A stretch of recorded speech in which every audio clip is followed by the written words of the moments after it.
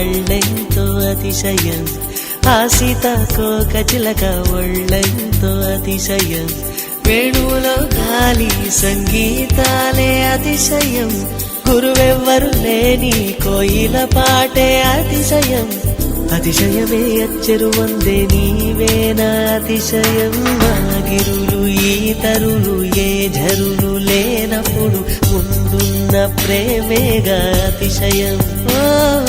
16 ప్రయాణ పరువంలో అందరికీ పుట్టేటి ప్రేమేగా అతిశయం.